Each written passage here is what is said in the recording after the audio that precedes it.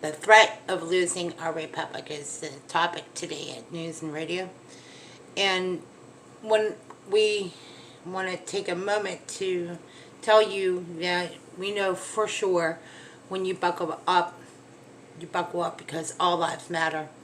My nephew is paralyzed from the waist down, and I cannot ignore an important message like that. This is a bulletin I put together, and it is takes a little time to read it because it's a little far from. Generally speaking, in Pennsylvania, there hasn't been a process about the mask wearing. There's a lot more to wearing masks and stay-at-home orders and shutting down our economy than just the COVID restrictions and all the other things to the coronavirus than what we've been told or what we are learning or whatever it is we're at this process. But I'm going to tell you, having talked to Representative Daryl Metcalf's office, you don't have to do anything. And actually, these are all well established figures. Dr. Cyril Wick is not the kind of person that would tell you what to do or not to do because he's a coroner, but he comes out and says it's totally absurd. Rachel Levine is also transgender, so I'm going to listen to Dr. Cyril Wick. I think you use your common sense here. Now, I came across this, and if you haven't heard about the mark of the beast, you must have been living under a rock. This is what they call 4 stages of indoctrination to the mark of the beast. The stay-at-home orders, face mask, hand washing, and 6 feet from each other. 666.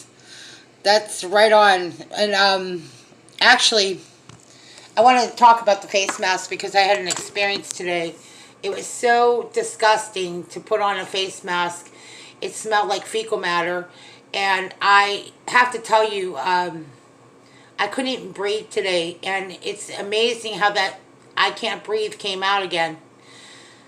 These are all real important topics. And I want to say a couple things because I don't have a whole lot of time to talk about all these topics. But I want to talk about the flag burning. I sat there and witnessed the flag burning about white and black American young people. I served in the United States Army, and I think it's incredibly insulting and incredibly rude that people who live off of their parents and go to college and live off of their financial aid, I feel like it's incredibly disrespectful that they were burning the flags. Most of those people don't have a job, have not worked in corporate America, have not worked in any probably responsible position in their lives. And if they did, I'd be surprised. Most of the girls that are young and dumb, like what I saw, don't work. So when I listen to Osario,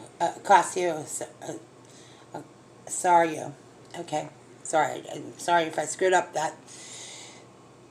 I look at a lot of young women have never worked.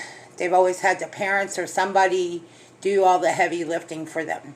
Do they really believe that the slavery that they're talking about then would be the same as now? Because I'm going to tell you, they're going to do heavy lifting. They're going to be lifting trays. You're going to be cleaning up after people. You're going to be doing a lot of things, and she knows that because she was a waitress. And I'm watching her go back and forth about capitalism, and this was in 2019. So I wanted to get a little more history on who are the people are representing women in Congress. They don't even really they don't really represent us in thinking. Capitalism is not going to eat you alive. You want the unemployment rate to go down. You want to go get a job. You know, that's how it really works in the real world. And these foolish people that believe this or talk about it, Osario brings in a lot of money. Okay, she's not waiting tables anymore either. And she dresses really nice. So I don't know where these young people think that they're going to be able to get a free handout, because it doesn't last that long. Okay, welfare runs out, and you have to get a job. That's what really you need to tell these young people that are burning flags. They're going to hate when they have to work and pull a double shift or work extra to make money. They want you all to get ready to do what the system wants, okay?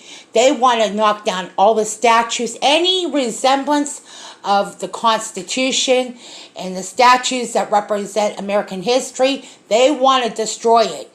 And that's what Omar Ilhan said. And thankfully, we were listening to Senator Marsha Blackburn, and she was calling her out. And I have to tell you, I don't have a whole lot of time here, but I'm going to say this. We're going to pick up with Senator Marsha Blackburn and the women that represent you in your district. What are they really up to? Because I heard what Danny DeVito was saying about Anita Kulik. And, you know, these women all seem to get a pass. And let's just say the so-called woman up there in Harrisburg, that Rachel Levine, the transgender, she needs to go take her wig off and stop doing what they're doing, because a fraud is a fraud. Dressing up as a woman is a fraud. Wanting to live like a woman is a fraud. You could say all you want about homosexuality, LGBTQ, all these issues. The bottom line is, when we are all in this, we all have to get jobs and work and make a living.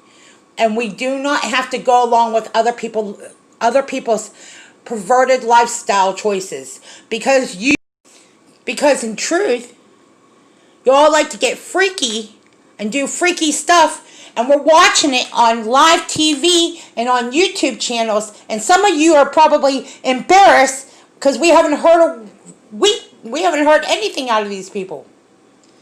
I would be embarrassed if my daughter was looting, or if my son was looting. I'd be embarrassed. I would feel like, well, how shallow do you go?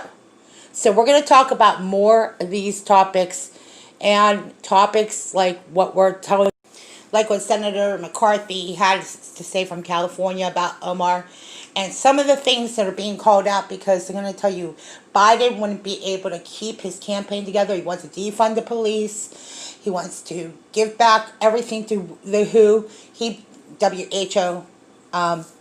Basically, Biden is Valerie Jarrett's best buddy, and they're going to do everything they can to get Biden in. He's also got dementia. So we're going to talk about a lot of topics from here on in.